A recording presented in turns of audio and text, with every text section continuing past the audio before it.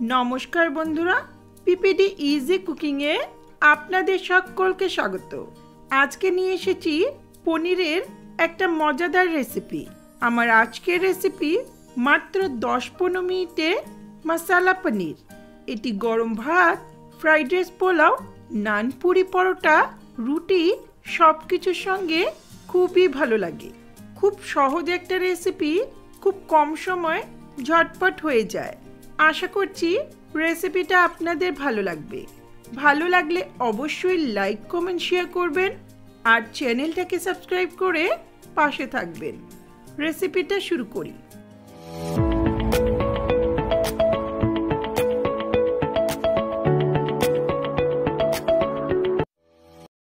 সবার প্রথমে এখানে 300 গ্রাম পনির বড় বড় টুকরো করে কেটে নিয়েছি। পনিরটা নিজেদের পছন্দ মতো যে কোনো শেপে কাটতে পারেন। এখন এটা ম্যারিনেট করব 1/4 টিস্পুন করে লবণ, হলুদ গুঁড়ো আর লাল লঙ্কার গুঁড়ো দিয়ে।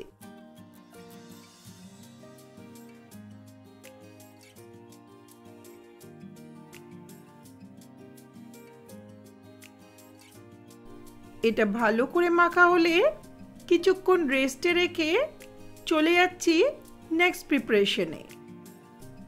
এখানে একটা ব্লেন্ডিং জার নিয়েছি।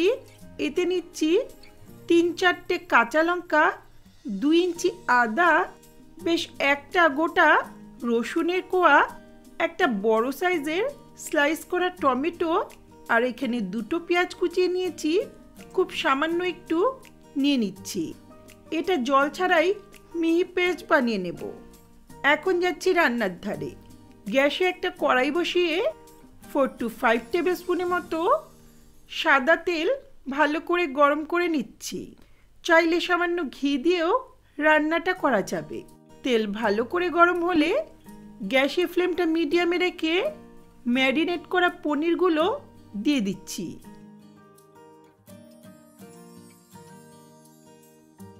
মিডিয়াম হাই ফ্লেমে পনিরটাকে উল্টে পাল্টে 2-3 মিনিটের মতো ভেজে নেব। খুব বেশিক্ষণ বা লো ফ্লেমে পনির ভাজার প্রয়োজন নেই। পনির বেশি ভাজলে পনিরটা শক্ত হয়ে যেতে পারে।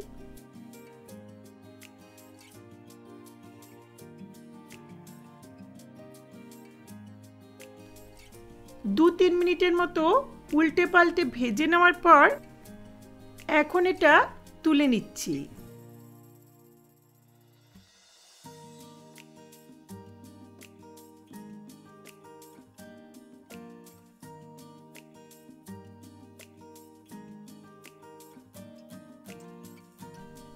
এগুলো একপাশে রেখে কড়াইয়ের অবশিষ্ট তেলে ফোড়ন দিচ্ছি 1/4 টিস্পুন গোটা জিরে, 3টে লবঙ্গ, 2টো এলাচ, 2 ইঞ্চি দারচিনি আর 2টো তেজপাতা। চাইলে হাফ জয়িত্রী ফুল ফোড়নে দিতে পারেন। ফোড়নটাকে কয়েক সেকেন্ড নেড়ে নেব। ফোড়নের সুন্দর গন্ধ বেরোলে এখন কুচনো পেঁয়াজটা দিয়ে দিচ্ছি। পেঁয়াজটাকে লো মিডিয়াম ফ্লেমে হালকা লাল করে ভাজতে হবে। পেঁয়াজ খুব কড়া করে ভাজার প্রয়োজন নেই।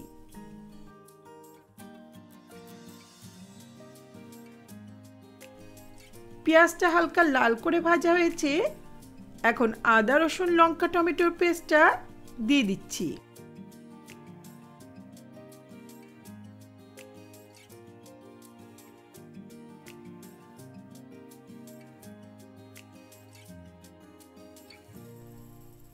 ব্লেন্ডিং জারে অনেকটা লেগে আছে, সামান্য একটু জল দিয়ে ধুয়ে দিয়ে দিলাম। 1 মিনিটের মতো একটু নেড়ে নিচ্ছি।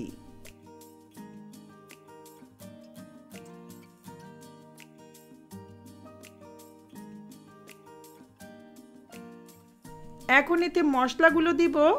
দিচ্ছি 1 টিস্পুন করে জিরের গুঁড়ো, ধনের গুঁড়ো, লাল লঙ্কার গুঁড়ো, হলুদ গুঁড়ো আর হাফ টিস্পুনের মতো শাহি গরম মশলার গুঁড়ো।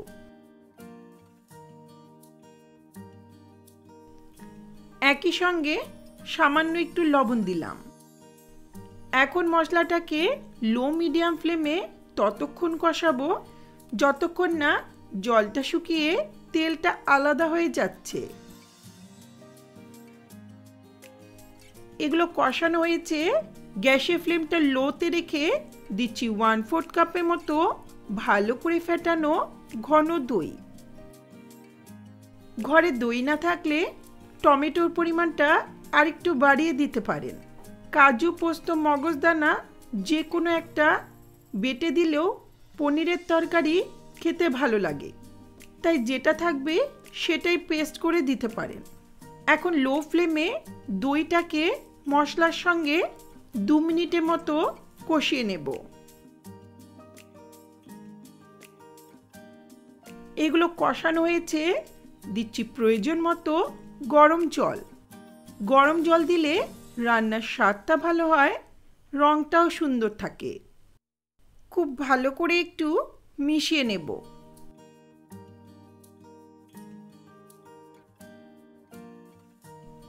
এখন দিচ্ছি স্বাদ মতো লবণ।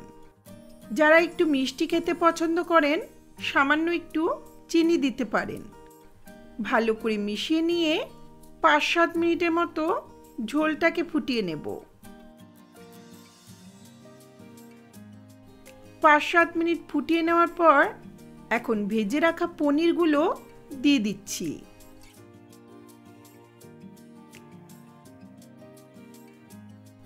হালকা হাতে মিশিয়ে নিয়ে আরও 5 মিনিটের মতো মিডিয়াম ফ্লেমে রান্নাটা হতে দেব।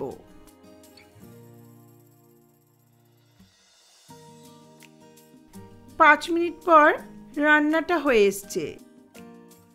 এখন সবশেষে 1 টিস্পুন রোস্টেড কাসুরি মেথি হাতের তালুতে ঘষে দিয়ে দিলাম। কাসুরি মেথি থাকলে অবশ্যই দেবেন, তবে না থাকলে শেষে সামান্য একটু গরম মশলা গুঁড়ো দিতে পারেন। আর রান্না করার প্রয়োজন নেই। ভালো করে মিশিয়ে নিয়ে ঢাকা দিয়ে গ্যাসের ফ্লেমটা অফ করে কিছুক্ষণ রেখে দেব। কিছুক্ষণ পর দারুণ স্বাদের মশালা পনির কারি সার্ভ করার জন্য রেডি। এই পনির কারি গরম ভাতের সঙ্গে ফ্রাইড রাইস, পোলাও, নান, পুরি, পরোটা, লুচি আর রুটির সঙ্গেও খুবই ভালো লাগে। খুব সহজ আর কম সময়ে ঝটপট রান্নাটা হয়ে যায়। রেসিপিটা অবশ্যই ট্রাই করুন আর আমাকে কমেন্টসে জানান কেমন লাগলো আমার এই রেসিপি। আমার ভিডিও ভালো লাগলে লাইক, কমেন্ট, শেয়ার করুন আর চ্যানেলটাকে সাবস্ক্রাইব করে পাশে থাকা বেল আইকনটা অবশ্যই প্রেস করুন যাতে আমার ভিডিওর নোটিফিকেশনগুলি আপনাদের কাছে সহজেই পৌঁছে যায়। ধন্যবাদ।